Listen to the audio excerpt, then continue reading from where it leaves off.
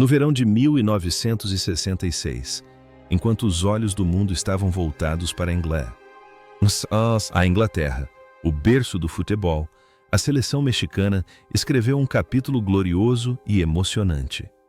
Liderada por uma geração de jogadores talentosos, a equipe exibiu um estilo de jogo defensivo sólido, mas também protagonizou momentos de ataque fulminante, encantando os torcedores em estádios sagrados como Wembley. Naquele ano, o México não só alcançou o sucesso profissional ao empatar com a França e o Uruguai, como também se tornou parte imortal da história graças à presença de lendas vivas. Mas por trás daqueles momentos gloriosos, havia jogadores com destinos muito diferentes. 60 anos se passaram e o tempo deixou marcas distintas em suas vidas. Alguns continuaram a conquistar novos patamares como treinadores. Outros escolheram um caminho mais tranquilo após a aposentadoria. E alguns tiveram que encerrar sua jornada em tragédia. Vamos relembrar a trajetória turbulenta dos jogadores que formaram a alma da geração de ouro do futebol mexicano.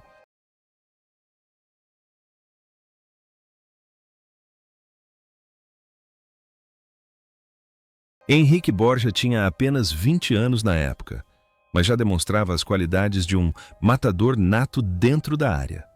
Com seus cabelos longos e estilo de corrida elegante, Borja era a maior promessa do ataque. Sua atuação aos 20 anos foi brilhante, quando marcou o gol histórico contra a seleção francesa no estádio de Wembley.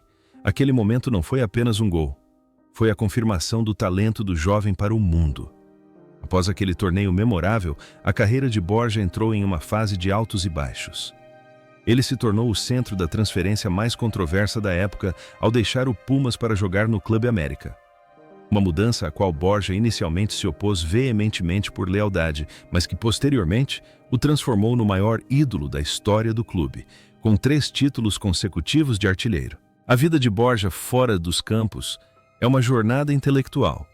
Após se aposentar, ele não optou por se acomodar em sua glória passada, mas sim se aventurou nos negócios e na gestão do futebol, atuando como presidente da Federação Mexicana de Futebol e do Clube Necaxa.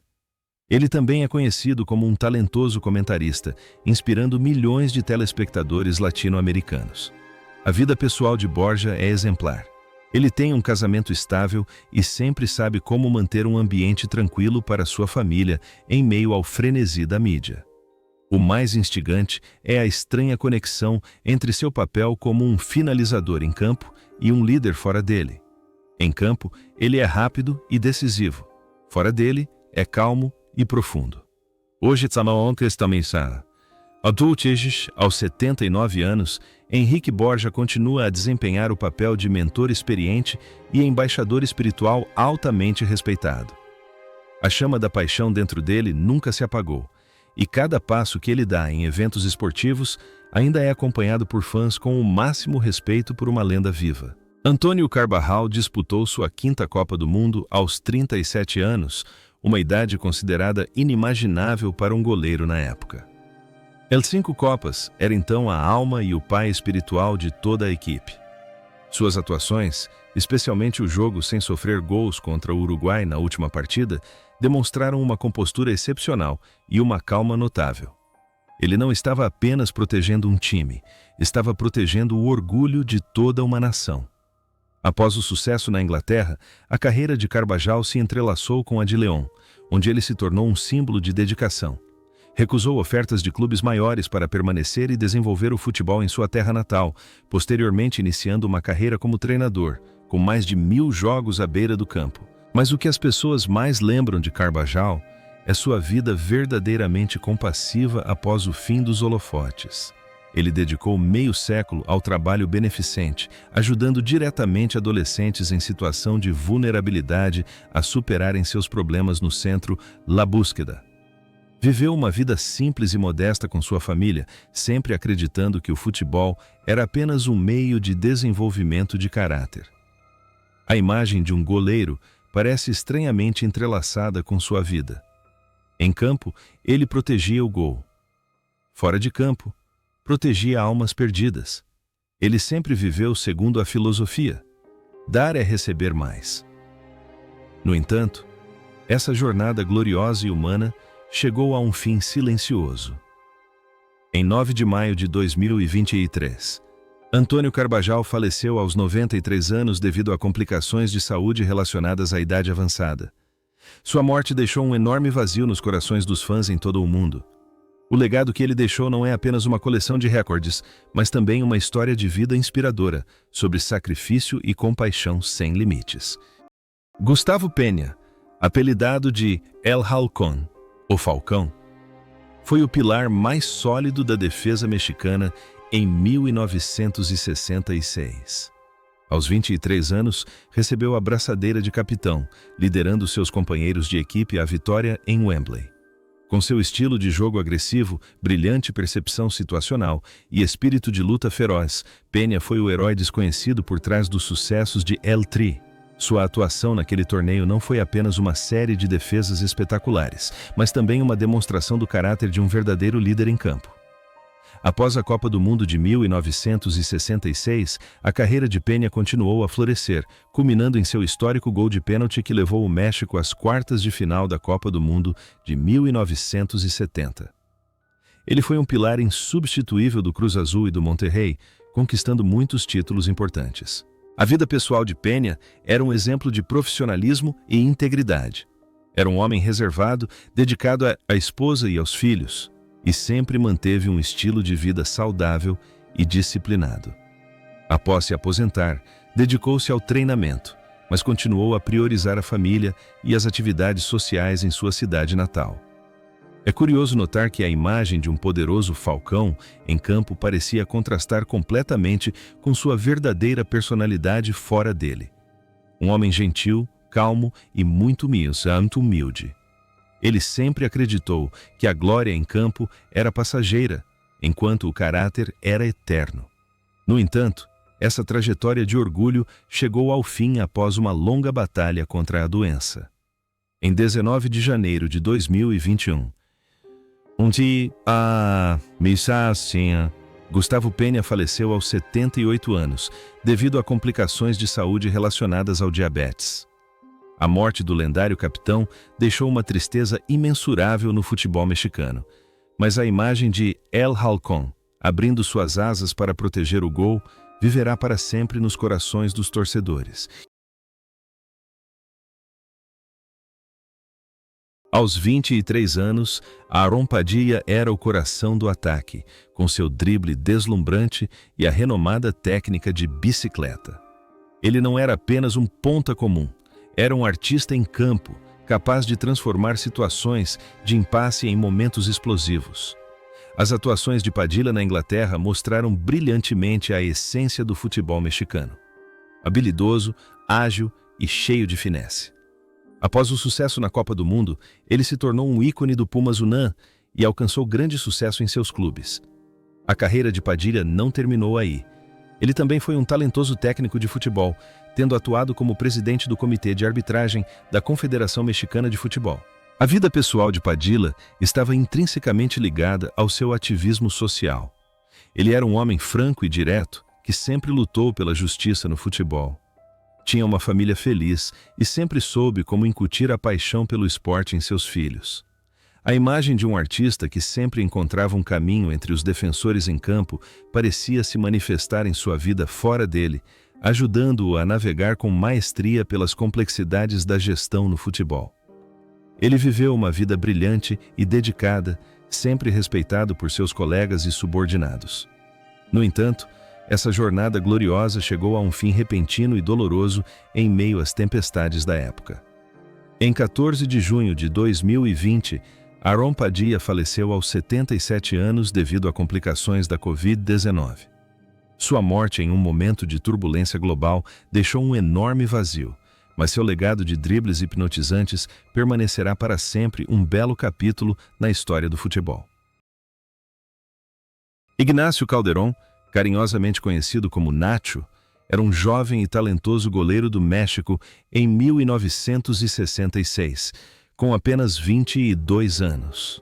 Seus reflexos extremamente rápidos e sua beleza de astro de cinema o tornaram um ídolo para milhões de fãs. Naquela Copa do Mundo, Nacho demonstrou uma compostura notável, sendo titular nas duas partidas de estreia, de alta pressão, contra França e Inglaterra. Sua atuação brilhante representou uma grande mudança geracional entre os goleiros mexicanos. Após o torneio, a carreira de Calderón floresceu no Chivas Guadalajara e, posteriormente, no Cruz Azul, onde conquistou inúmeros campeonatos nacionais e se tornou o goleiro mais caro do México na época. A vida pessoal de Calderón sempre foi vibrante. Após se aposentar do futebol, ele obteve sucesso nos negócios e ocasionalmente apareceu na televisão como embaixador do futebol. É um homem charmoso e alegre, que sempre mantém uma postura digna.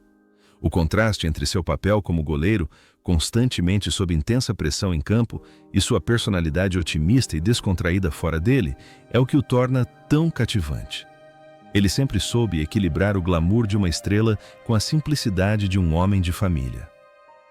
Hoje, aos 82 anos, Ignacio Calderón ainda vive uma vida tranquila e saudável, cercado por seus filhos e netos. Embora não esteja mais entre as duas traves, ele ainda acompanha com atenção todas as partidas da seleção nacional, e sempre que aparece em público, exala o charme de uma geração de ouro do passado. Salvador Reyes, apelidado de Chava, foi o nome mais ilustre do futebol mexicano na década de 1960. Aos 29 anos, na Copa do Mundo de 1966, ele trouxe para o Chivas a experiência e a incrível capacidade de marcar gols de uma lenda. Embora não tenha marcado no torneio, sua influência no estilo de jogo da equipe foi imensa. Chava Reyes foi a alma da era campeonísimo, ajudando o Chivas a dominar o futebol mexicano por uma década. Após seu sucesso na Inglaterra, ele continuou contribuindo para o futebol em diversas funções, de jogador a treinador, e manteve-se consistentemente como o maior artilheiro da história do clube por décadas. A vida de Reyes fora dos gramados foi uma história de lealdade e humildade. Ele viveu uma vida exemplar, dedicou muito tempo à família e sempre foi uma inspiração para os jovens jogadores. Um de seus momentos mais memoráveis foi quando, aos 71 anos, assinou um contrato profissional com o Chivas e jogou uma partida de 50 segundos como homenagem aos torcedores. Um ato sem precedentes na história do futebol. O que mais nos faz refletir é a conexão entre um guerreiro sempre sedento por vitória em campo e uma alma bondosa e pura fora dele. Ele viveu e respirou futebol até seus últimos momentos. No entanto, essa brilhante jornada chegou ao fim após uma batalha tenaz. Em 29 de dezembro de 2012, Salvador Reyes faleceu aos 76 anos, vítima de câncer de cólon. Sua morte deixou uma profunda tristeza no futebol mexicano, mas o legado de um Chava imortal viverá para sempre nos corações de cada torcedor do Chivas.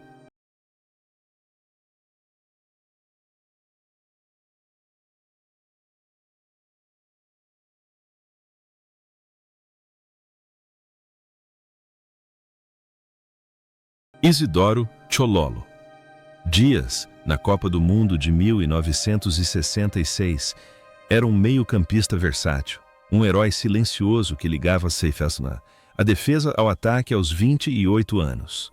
Ele não possuía o drible vistoso de Padilla ou Borja, mas sua resistência e visão tática apurada eram a base do estilo de jogo do México. A atuação de Dias na Inglaterra demonstrou a maturidade e a compostura de um jogador que havia vivenciado muitas partidas de alto nível. Após o torneio, ele continuou sendo um pilar do Chivas Guadalajara, dando importantes contribuições para os campeonatos consecutivos da equipe. Sua carreira foi uma sinfonia de estabilidade e dedicação. A vida pessoal de Dias era muito simples. Ele vivia afastado da agitação da mídia, concentrando-se em seus pequenos negócios e atividades comunitárias em sua cidade natal. Era conhecido por sua natureza emotiva e pelos laços estreitos com seus ex-companheiros de equipe. A imagem de um meio-campista diligente em campo parecia, curiosamente, refletir sua vida real. Um homem que silenciosamente se esforçava para construir sua própria felicidade sem buscar a adoração da multidão. Ele viveu uma vida genuína e despretensiosa, sempre defendendo a filosofia: faça mais do que você diz. Hoje, aos 87 anos, Isidoro Dias ainda vive uma vida tranquila com sua família no México. Embora suas pernas estejam cansadas por anos de competição, o espírito de um meio-campista obstinado ainda se manifesta em sua maneira de falar sobre futebol. E ele continua sendo um testemunho vivo de uma orgulhosa geração de ouro. Jesus Del Muro era um lateral brilhante, com uma visão de jogo inovadora aos 28 anos.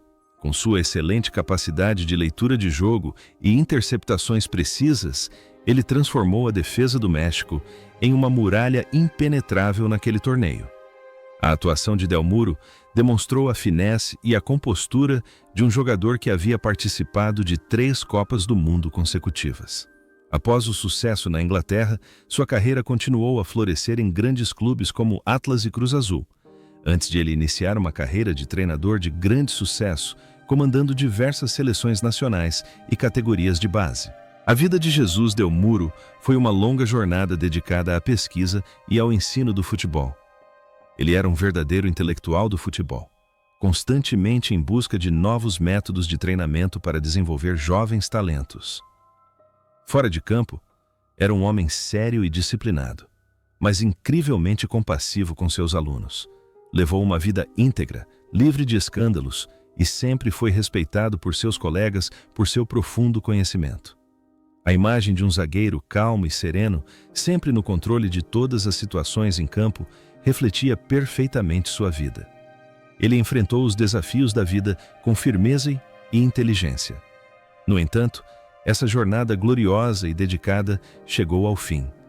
Em 3 de outubro de 2022, Jesus Del Muro faleceu aos 84 anos. Sua partida levou consigo um vasto tesouro de experiência no futebol, deixando um legado de pensamento defensivo moderno para as futuras gerações.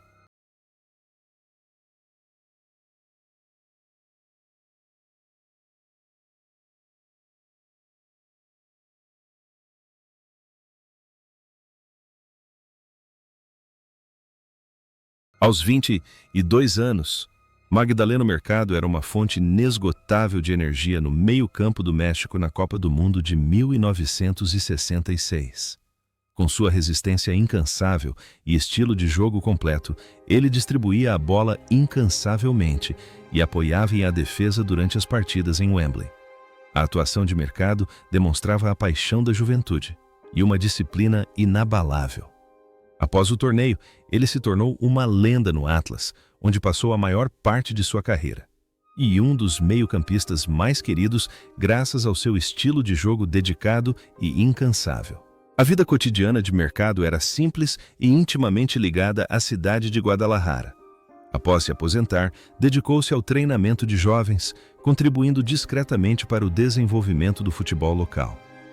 Levou uma vida tranquila, encontrando felicidade nas coisas simples ao lado da família e dos amigos próximos.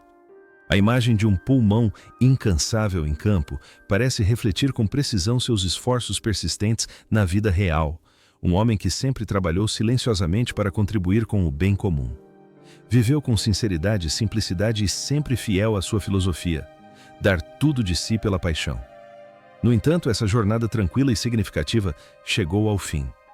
Em 6 de março de 2020, Magdaleno Mercado faleceu aos 76 anos. Sua morte deixou uma profunda tristeza nos torcedores do Atlas, mas seu espírito de luta corajoso permanecerá para sempre como um capítulo memorável na história.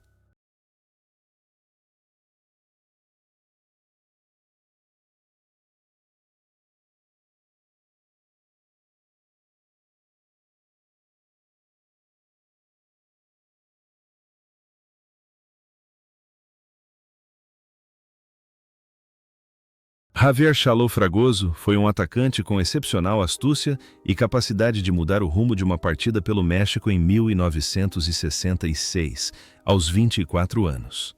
Ele não possuía um físico alto, mas tinha um jogo de pés incrivelmente habilidoso e um faro de gol apurado. No torneio na Inglaterra, Fragoso foi uma peça crucial no ataque explosivo e imprevisível do México. Após a Copa do Mundo, sua carreira floresceu no Clube América, onde marcou gols incríveis e entrou para a história como um dos melhores atacantes de sua geração. Um de seus maiores momentos foi o gol contra o Brasil no estádio do Maracanã, em 1968. A vida pessoal de Fragoso foi uma série de dias brilhantes e tranquilos após deixar os gramados.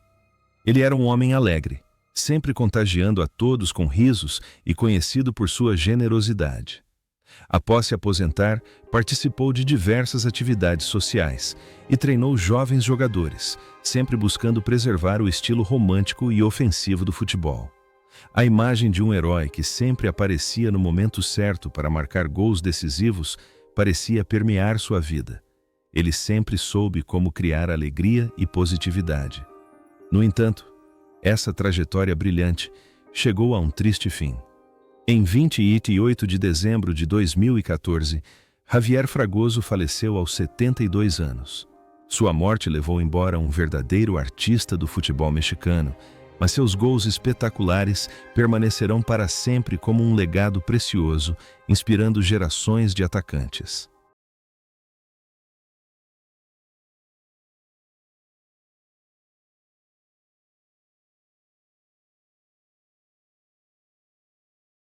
Guillermo Hernández, apelidado de El Campeón, o campeão, foi um dos laterais direitos mais marcantes do México na Copa do Mundo de 1966, aos 23 anos. Com seu estilo de jogo disciplinado e sólido e sua capacidade de apoiar o ataque com maestria, ele era uma escolha confiável na ala. Suas atuações na Inglaterra demonstraram a maturidade e o alto senso de responsabilidade de um jovem jogador. Após o torneio, a carreira de Hernández floresceu em clubes como Atlas e Club América, conquistando diversos títulos importantes e se tornando um dos zagueiros mais consistentes da história do futebol mexicano.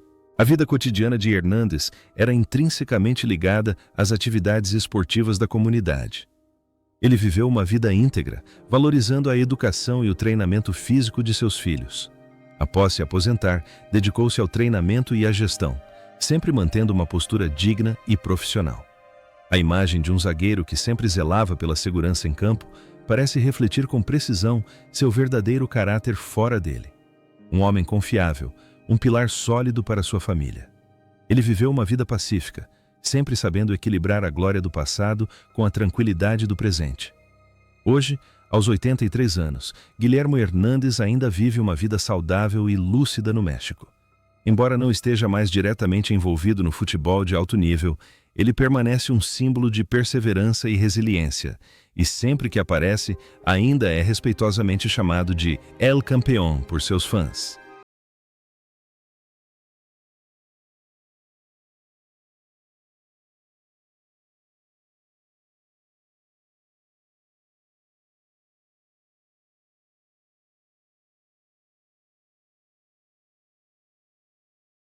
Gabriel Núñez é um zagueiro central com um estilo de jogo incrivelmente sólido e confiável aos 24 anos. Ele ofereceu um excelente suporte ao capitão Gustavo Peña, formando uma dupla de zaga formidável que ajudou o México a resistir aos ataques implacáveis em Wembley. A atuação de Núñez demonstrou sacrifício silencioso e um trabalho de equipe soberbo. Após a Copa do Mundo, sua carreira continuou com anos de dedicação ao Zacatepec, onde se tornou uma lenda e um símbolo de lealdade. A vida pessoal de Gabriel Núñez era muito reservada e discreta. Após se aposentar, ele optou por viver longe dos holofotes, dedicando-se ao seu pequeno negócio e à família. Era um homem de poucas palavras, sempre trabalhador e avesso a controvérsias. A imagem de um zagueiro tranquilo, por trás de toda a glória em campo, parecia refletir sua vida fora dele. Um homem feliz, sereno e simples. Ele viveu uma vida genuína e despretensiosa, mantendo sempre uma postura calma diante das vicissitudes do tempo. No entanto, essa jornada tranquila chegou ao fim nos últimos dias do ano. Em 11 de novembro de 2021, Gabriel Núñez faleceu aos 79 anos. Sua morte, embora não tenha sido divulgada, deixou uma tristeza imensurável para aqueles que admiravam o estilo de jogo dedicado de um herói silencioso.